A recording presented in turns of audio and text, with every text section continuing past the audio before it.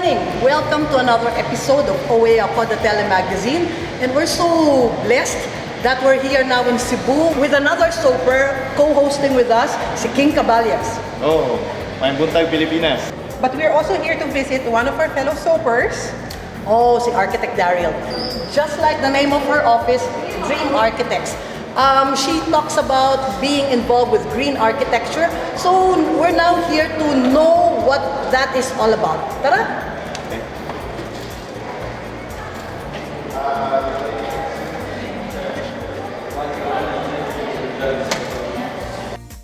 Look, oh, this is so awesome. Oh, ganda. Living plants, di ba? Yung ibang organic stores at saka shops, they use plastic decor. Pero now as a consumer, I feel na why should shops use that? It's very ironic. Itong maganda, living plants, di ba? Bakit may colored bulbs, di ba? Ang daming kulay. Ano kaya? I'm sure may explanation. Ano kaya? Wait, let's ask. Hello, good Hi, good morning. morning! Welcome to Dream Architects. Alam mo, architect, paki-explain, bakit ka may colored lights? Kasi the red, yellow, and blue lights simulate the sunlight para pa din siyang nasa outdoor. It simulates the Parang lahat ng sunlight. spectrum ng light. It has to be present for it to simulate sunlight. Pinag-isipan yun. But it's not surprising kasi naalala mo, she practices vertical gardening sa bahay nila. But this is indoor. Exactly. Paano to? Hindi na lumalabas? Hindi po siya lumalabas. Actually, we want to show that it's possible to have a garden inside an office or wherever in a very small space.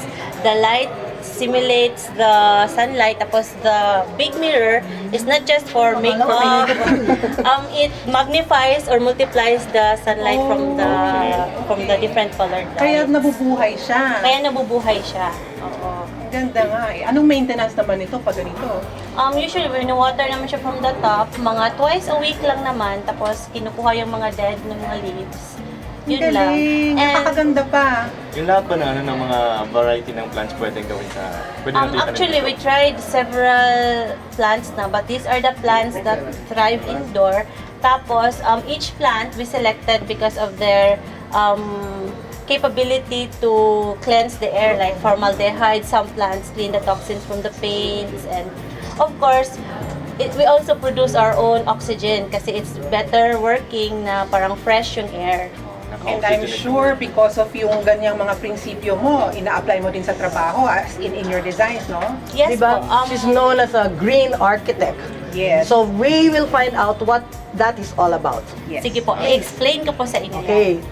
Can we enter? Yes po, pasok po kayo.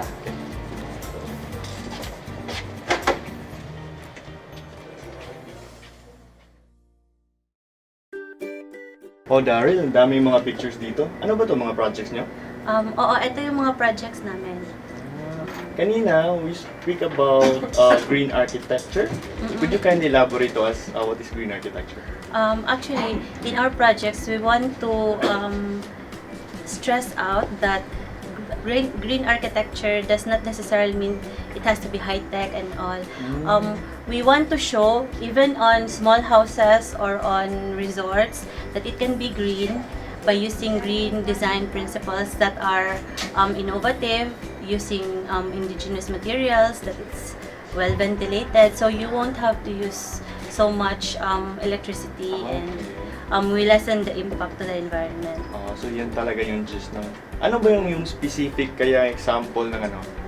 Para matatawag natin na green architecture yung Okay. ginagamit natin. For example, we have a project in Coron. It has an existing tree. Kasi in Coron, Palawan, di ba cashew nuts yung parang delicacy doon. So we want to preserve yung cashew trees on the site. So we designed the buildings in such a way that it does not only veer away from the trees, it also highlights and parang promotes and focuses on the beauty of nature. Ito naman sa Palawan pa din, those are water villas. Since it's on a remote island, it does not have electricity, so we designed it in such a way that during the day, well ventilated siya, well lighted. Tapos, all the sewage will have to go to the sewage treatment before it gets recycled to the landscaping. Okay. So, we want to show in our little ways we can help the environment. Actually, green architecture is not just for like for the users or for the owners to feel that our building is green. It also, number one, it helps the environment, which as of now, kailangan talaga ng tulong. Oo. Pero Architect Darren, kasi yan, yung mga pinakita mo, medyo malalaki ang scope. Oo. Ito parang ano parang mas maliit, parang mas doable, livable. Yan, green architecture din ba? Yes po, that one is God's Grace Eco Farm. Nasa Cebu yung location niya. It's a farmhouse. It's designed to be parang weekend house ng owners. Tapos dyan na din yung parang seedling preparation areas. Yung features naman niya, naka-louver, open type siya lahat, yung living areas niya. Tapos yung roof niya are sloped in such a way na we are able to maximize the collection of rainwater. Tapos instead of just a rainwater tank that's not usable, it goes to the pond na surrounding the whole complex. It also acts as a pond na nag-grow din sila ng edible fishes. Tapos yung water niya from the pond is very good as aquaponic medium or pang-water dun sa plants ng farm. Paano na pala yung mga ibang hindi nakakaintindi masyado about this, yung mga clients mo na may mga specific designs? First, ginagawa namin, we explain it to them, the benefits, and they're able to understand naman na, oh, I don't really have to be super rich or super big budget for it to be achieved kasi yung bahay kubo concept pa lang of our Filipino architecture is already green. Talaga? Talaga? Pero how I wish, di ba, yung mga subdivisions natin ngayon, medyo ma-incorporate din yung mga ganyan. Meron na ba kayong ganung mga projects? Yes po. Most of 80% of our projects are subdivisions. We make it a point to incorporate green building design principles like wide eaves para hindi siya masyadong mainit. Tapos yung mga eaves niya naka-louvers para maka-breathe at makalabas yung hot air. Tapos, rainwater collection is very important kasi, di ba, may water shortage na tayo. And rainwater is very good as hindi lang pang water ng plants, pwede din siyang pang shower, pang wash. We also designed it in such a way na we lessen the building footprint, meaning less yung disturbance dun sa natural grade and contours ng soil. Tapos, we also make sure that all our sewage goes into a treatment plant or a septic tank. So, it gets recycled. Sometimes, it goes into a sewage garden. Yung filtration niya ay through the roots ng plants. Okay. So sa costing, whether low cost or medyo higher ang cost, pwede pa rin mag-incorporate ng green architecture. If it's low cost, the more you have to incorporate it because, like for example, for the middle end ng mga users, kasi hindi naman sila mag-aircon. So, dapat aliwalas at mahangin pa din dun sa loob. Since you mentioned low cost, what is low cost now? Mga more or less, ano ang price range? Mga less than $1 million siguro to build. Magkano in terms of square meters? For a low cost, siguro mga 10 to 15,000 per square meter to build. Okay, a medium price. Medium price would be around 20-25. Oh, medium na pala yun ngayon. Ano? Pero still, kasi long-term benefits tinitignan mo dito, no? In the long run, marami kang masisave kasi yung air conditioning pa lang Are lowered, Lowered, your yeah. lighting is lowered, Yes. and your sense of well-being and health is also protected kasi the air you breathe, pag masyado siyang closed and congested, yung toxins inside hindi the house nagsisirculate. hindi na-circulate or nalalabas, na-accumulate mo din sa body mo para kang nagiging sponge of all the toxins inside.